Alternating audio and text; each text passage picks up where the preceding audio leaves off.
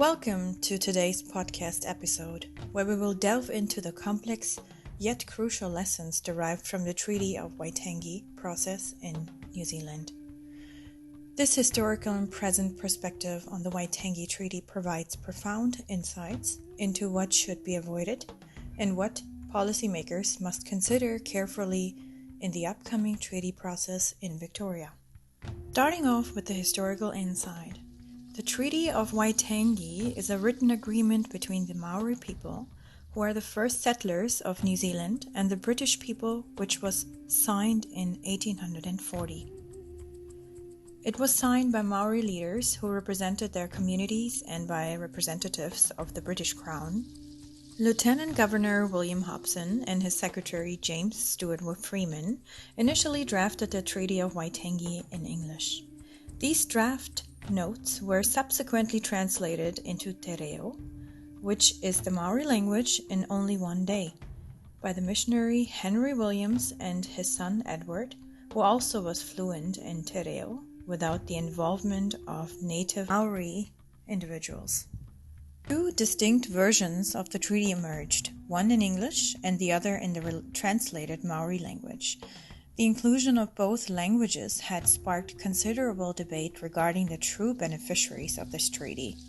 The treaty was essentially created to serve as a comprehensive declaration of principles through which the British and Maori sought to establish a nation-state and mutual agreement within the territory of Aotearoa, also known as New Zealand. However, the meaning of the translated version in Te Reo differed significantly from the English version. Nevertheless, the translated version was sent around the country to more than 500 chiefs who signed the treaty in 1840. This treaty consists of a preamble and 3 short articles. The main idea in the Maori translated version is that Maori leaders agreed to give the British Crown the power to govern New Zealand in exchange for specific promises and rights to protect Maori. On the other hand, the English version of the treaty states that Maori leaders gave up their sovereignty to complete control and power over their lands and resources belongs to the British Crown. The Maori individuals, which are clear breaches of the treaty. One of the first breaches of the Waitangi Treaty occurred by the misinterpretation of Maori customs that have been existing prior to the British settlers. British settlers in New Zealand exploited a misinterpretation of Maori land customs, which is known as tuku whenua, to dishonestly assert ownership of Maori lands. Tuku whenua is a Maori term that refers to temporary land allocations made by local Maori authorities to certain individuals for particular purposes. So, when the land is no longer needed for its intended purpose, it reverts back to the control of the mana whenua. It's a customary practice of land allocation and management among Maori communities. The British misrepresented temporary land allocations as land sales, resulting in the wrongful acquisitions of extensive Maori territories and the displacement of Maori from their ancestral land. Not surprisingly, however, European agents representing the British Crown endorsed and tolerated this deceit. In other words, they never returned the land they borrowed from the Maori people. But the Maori people never ceded their sovereignty, which is proven by the facilitation of the draft of the Declaration of Independence of New Zealand in 1835. This was a declaration of the Maori people to the British resident that the leaders of Rangatira will never give lawmaking power to anyone else. The constitutional draft was never formally acknowledged by the British until the recognition of this agreement was proven by the Waitangi Tribunal in 2014. The New Zealand government established a tribunal in 1975 to investigate Waitangi Treaty violations.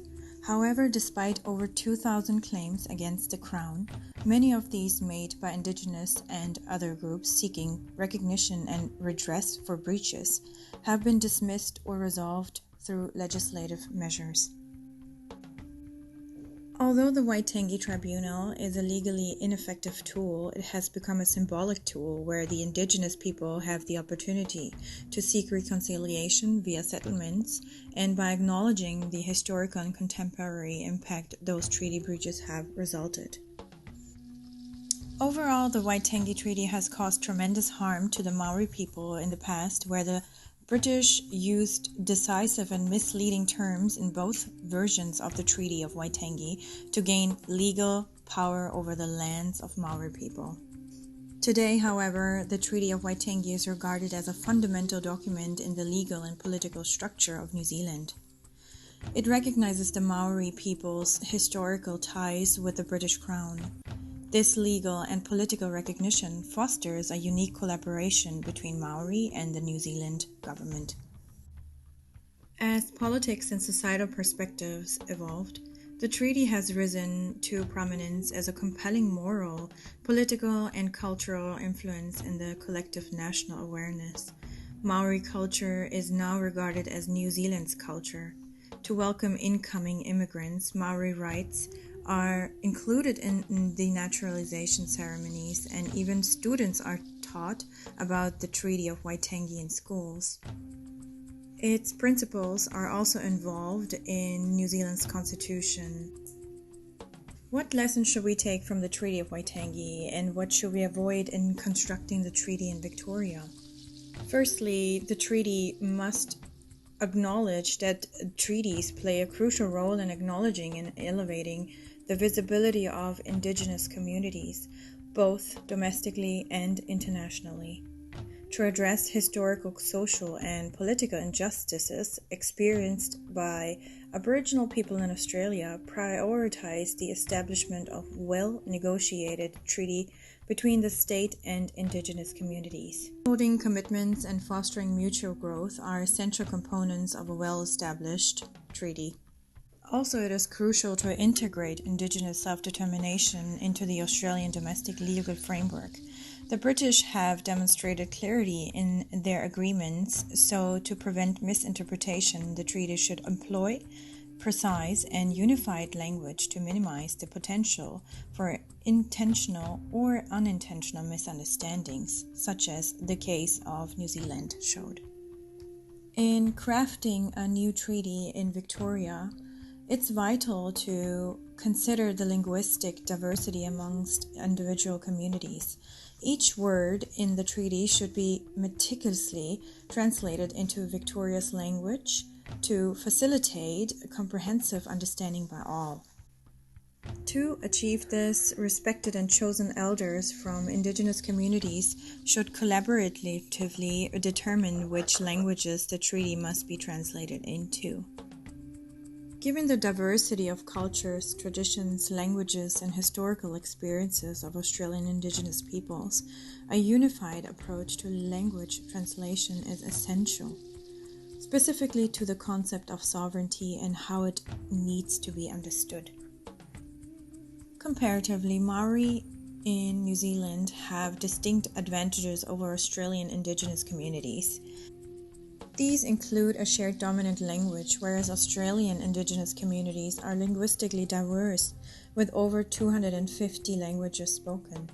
Additionally, the Maori population in 2022 accounts for approximately 17% of New Zealand's total population, around 892,200 individuals. These advantages in language unity and demographic representation provide the Maori with a more cohesive platform for engaging with government policies and participating in treaty negotiations, distinguishing them from the linguistically and demographically diverse Australian Indigenous groups. Lastly, I would recommend establishing an independent body similar to the New Zealand's Waitangi Tribunal to handle treaty-related matters, disputes, and grievances. The Waitangi Tribunal's successful track record in dispelling myths, Making crucial recommendations and aligning actions with international human rights standards, such as the Declaration of Human Rights, is noteworthy. Its positive impact on New Zealand society, fostering truth representation and greater acceptance of Maori culture and heritage in media, education, politics, and legal frameworks, could provide valuable insights for addressing the needs of Indigenous people in Australia. Thank you for listening, and I hope you have a wonderful day.